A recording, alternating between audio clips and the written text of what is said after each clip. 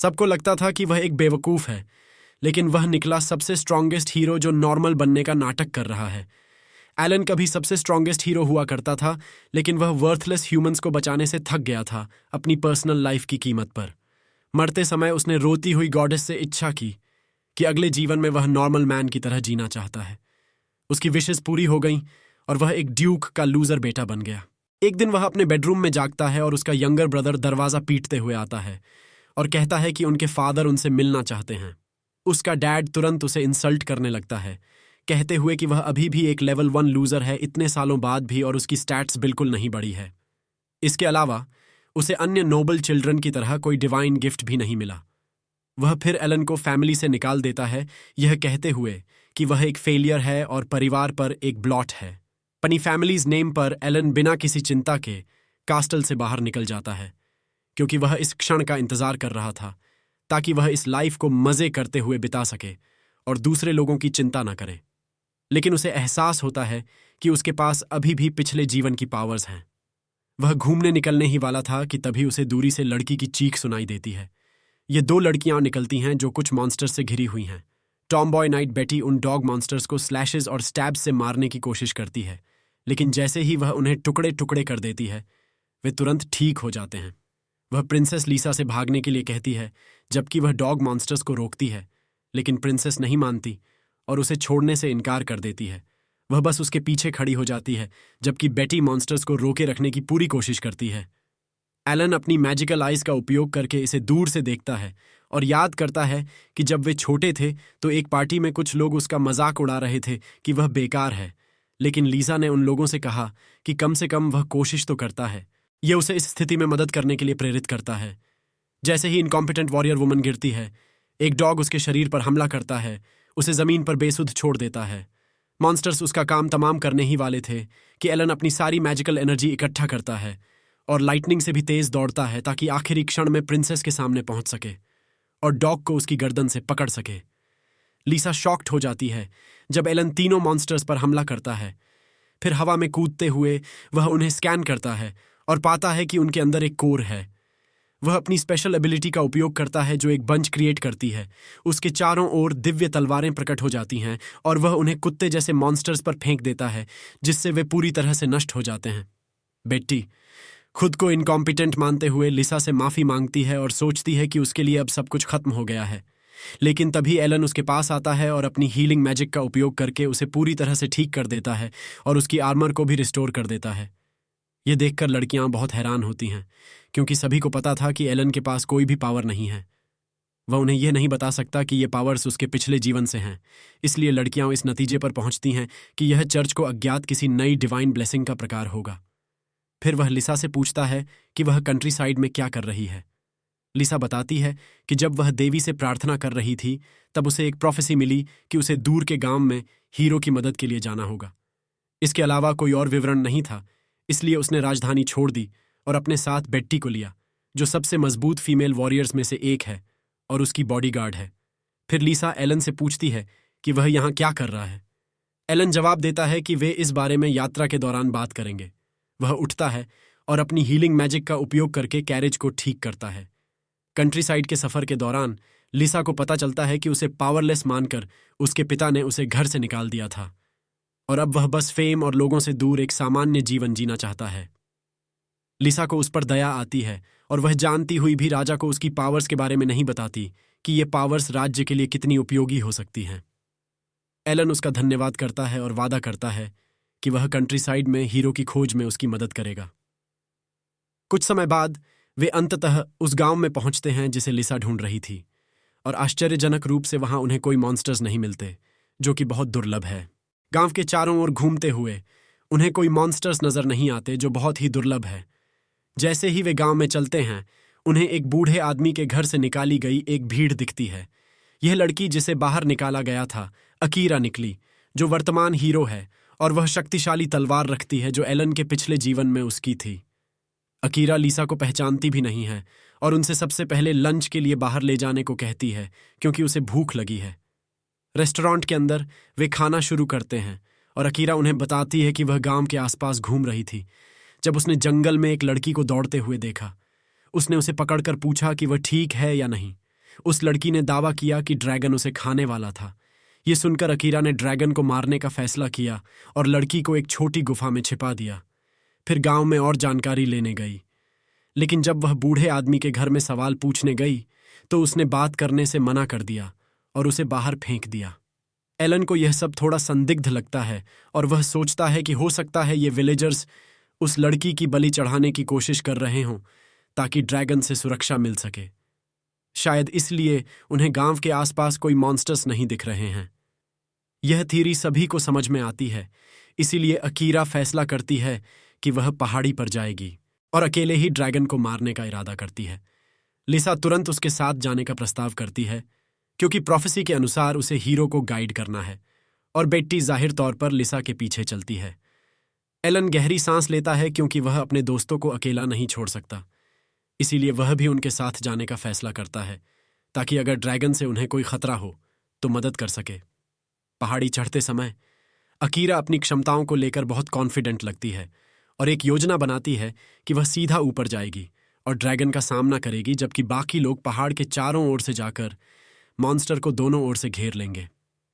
Elon जानता है कि यह हीरो पूरी तरह यूजलेस है और बुरी तरह हार जाएगी, इसलिए वह अकेले आगे जाने का प्रस्ताव रखता है जबकि लड़कियां पहाड़ के चारों ओर से जाएं। लेकिन अकीरा समझ सकती है कि एलन अपनी ताकत छुपा रहा है और वह ड्रैगन को बिना उसे लड़ने का मौका दिए मार सकता है, इसलिए वह खुद सामने से जाना चाहती है और फिर ड्रैगन से निपटने के बाद एलन से स्पार करने की रिक्वेस्ट करती है। एलन इस योजना से सहमत हो जाता है और अकीरा सीधे ड्रैगन की ओर बढ़ती है। ड्रैगन तुरंत उठता है और उस पर एक बड़ा फ्लेम ब्लास्ट फेंकता है। अकीरा किसी तरह उससे बच जाती है और अपनी विशेष शक्तियों का उपयोग करके ड्रैगन पर बिजली का वार करती है, लेकिन उसकी मैजिक इतनी कमजोर है कि वह ड्रैगन को सिर्फ गुदगुदी जैसा महसूस होता है। ड्रैगन हंसते हुए अकीरा के सामने कहता है कि छोटी लड़की भी उसके पास है। ड्रैगन यह खुलासा करता है कि उसने सिर्फ गांव वालों को आतंकित करने के लिए मजा लेना चाहा था, इसलिए उसने लड़की को जानबूझकर छोड़ दिया। यह सुनकर अकीरा बहुत गुस्सा हो जाती है और अपनी सारी ताकत जुटाकर बिजली के हमले के साथ ड्रैगन पर हमला करती है। लेकिन जब वह हीरो की तरह पोज देते हुए पीछे मुड़ती है तो देखती है कि ड्रैगन पूरी तरह से सुरक्षित है। ड्रैगन हंसते हुए उसे इतनी जोर से मारता है कि वह दूर फेंक दी जाती है और जमीन पर बेहोश हो जाती है, जहां वह ड्रैगन द्वारा मारे जाने का इंतजार कर रही है। शुक्र है एलन उसे बचाने आता है और ड्रैगन के एक पंख को साफ तौर पर काट देता है, जिससे ड्रैगन नीचे गिर जाता है। इस दुनिया में लड़कियां एक दिन भी एलन की मदद के बिना जीवित नहीं रह सकती, इसलिए वह लिसा का काम खत्म होने तक अपनी रिटायरमेंट को टालने का फैसला करता है। अगले सुबह जब वह पेड़ के पास उठता है तो देखता है कि लिसा उसे घूर रही है। फिर वह इधर उधर देखता है तो पाता है कि छोटी लड़की बैठी हुई देख रही है, जबकि हीरो, अकीरा और बेट्टी ये तय करने के लिए स्पारिंग कर रहे हैं कि उनमें सबसे मजबूत कौन है। अचानक एलन को याद आता है कि कल लिसा ने एस स्तरीय सेट क्लास हीलिंग मैजिक का इस्तेमाल किया था जब वह घायल थी, लेकिन लिसा उसे कहती है कि इस जानकारी को किसी और से साझा न करे क्योंकि यह उसका एक राज्य है। एलन वादा करता है कि उसका राज्य सुरक्षित रहेगा। उसी समय अकीरा एलन को बुलाती है और कहती है कि वे उसके साथ भी स्पारिंग करना चाहते हैं। उस दिन बाद में वे सभी गाड़ी वैगन में तैयार होते हैं, लेकिन अकीरा अकेले जाने का फैसला करती है और गाड़ी में यात्रा नहीं करना चाहती। एलन पूछता है कि क्या वह ठीक रहेगी, लेकिन वह वादा करती है कि उसे अपनी देखभाल करना आता है और बताती है कि वह लड़की को अपने साथ ले जाएगी। ये सुनकर एलन को शक होता है, इसलिए वह उसे FBI से सावधान रहने के लिए कहता है और वह अपने रास्ते चली जाती है। एलन और बाकी लोग गाड़ी में आगे बढ़ते हैं, जहां लिसा एलन से माफी मांगती है क्योंकि ड्रैगन के खिलाफ पिछली लड़ाई में उसकी तलवार टूट गई थी। वह बताती है कि वह पास के गांव जाना चाहती है जो डीजेनरेट लोगों से भरा हुआ है, क्योंकि उसकी दोस्त नल वहां रहती है और अद्भुत तलवारें बनाती हैं। एलन उसे चिंता न करने के लिए कहता है, लेकिन गांव जाने के लिए सहमत हो जाता है। इस बीच एलन के घर पर उसके पिता और उसका भाई कैरन बात कर रहे हैं कि उनकी योजना कैसे विफल हो गई। ये पता चलता है कि उन्होंने ही मॉन्स्टर डॉग्स को राजकुमारी पर हमला करने के लिए भेजा था और हीरो को मारने के लिए ड्रैगन के साथ एक सौदा किया था, क्योंकि वे राज्य से बदला लेना चाहते थे। कैरन चिल्लाने लगता है, लेकिन उसके पिता उसे चुप रहने के लिए कहते हैं और एक बूढ़े बटलर जैसे आदमी की ओर मुड़कर कहते हैं कि राजकुमारी के ठिकाने के बारे में और जानकारी प्राप्त करें। गांव में वापस एलन यह देखकर चौंक जाता है कि वहां हर तरह के डेमी ह्यूमन्स घूम रहे हैं। क्षेत्र में घूमते हुए एलन नल के घर का रास्ता खोजता है। अंदर जाने पर वे उसे फर्श पर लेटी हुई पाते हैं, जिससे लिसा डर जाती है, लेकिन यह पता चलता है कि वह रात भर काम करने के बाद बस थक गई थी।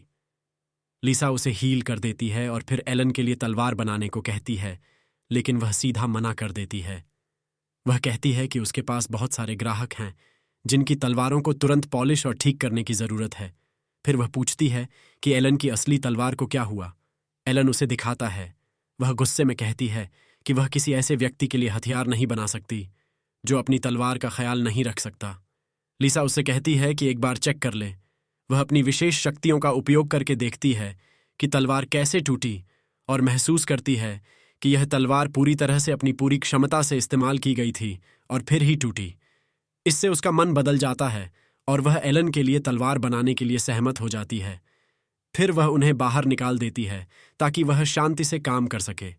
इसके बाद वे तीनों शहर में जाकर रात रुकने के लिए एक लॉज लेने का फैसला करते हैं, लेकिन यह पता चलता है कि एक लड़की जो बहुत अजीब पोशाक पहने हुए है उन पर जासूसी कर रही है। वह लड़की उसी बूढ़े बटलर के लिए काम कर रही है।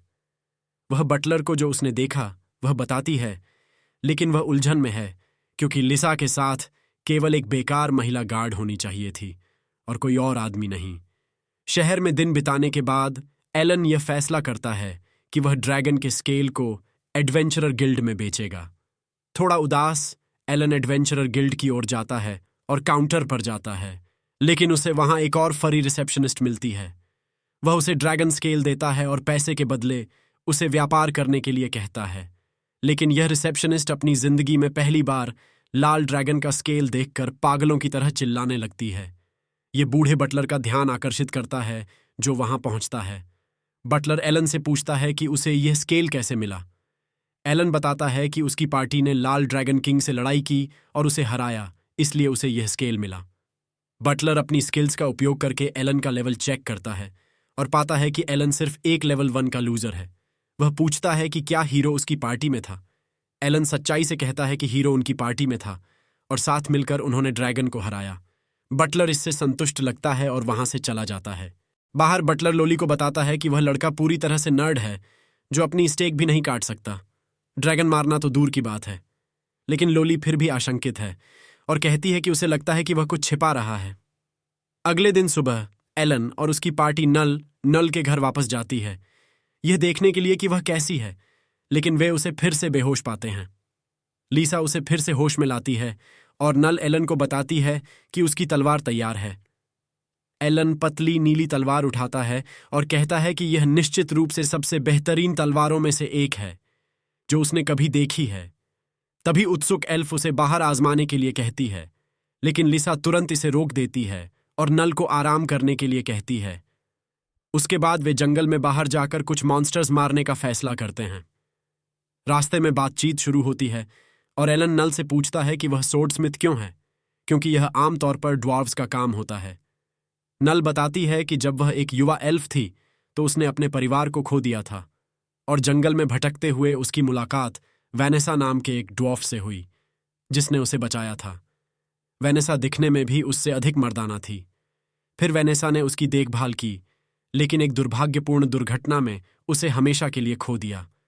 इससे पहले कि वह और कुछ बता पाती, बटलर और लोली फिर से जंगल में आ जाते हैं बिना किसी कारण और पूछते हैं कि क्या वह यहाँ मॉन्स्टर्स मारने के लिए है। एलन उन्हें कहता है कि पीछा करना बंद करें, तो बटलर जल्दी से चला जाता है। एलन आगे बढ़ता है और कुछ मॉन्स्टर्स को पाता है जिन्हें वह अपनी नई तलवार से आसानी से नष्ट कर देता है। उन्हें टुकड़ों में काट देता है, जो तलवार के लिए एक अच्छा इनफ टेस्ट लगता है। लेकिन उत्सुक एल्फ अभी भी संतुष्ट नहीं है और कहती है कि उन्हें कुछ और मजबूत मॉन्स्टर्स मारने चाहिए और उसे जंगल में और गहराई तक खींच ले जाती है। अचानक एलन रुकता है और अपनी मैजिक आइज का उपयोग करता है, फिर अपनी तलवार का उपयोग करके अपने सामने के मैजिक बैरियर को काटता है, जिससे एक विशाल वुल्फ टाइगर का भयानक रूप प्रकट होता है। यह देखते ही नल को PTSD post traumatic stress disorder होने लगता है, क्योंकि उसे एहसास होता है कि यही वह चीज़ है जिसने वेनेसा को मारा था। वह एलन से इसे तुरंत मारने के लिए कहती है, जबकि एलन वहां खड़ा होकर उलझन में है, ये नहीं जानता कि सही फैसला क्या करना है। इसका दूसरा पार्ट जल्दी ही अपलोड करूंगा। तब तक के लिए गुड बाय और एनिमेटुश को सब्सक्राइब करना मत भूलना।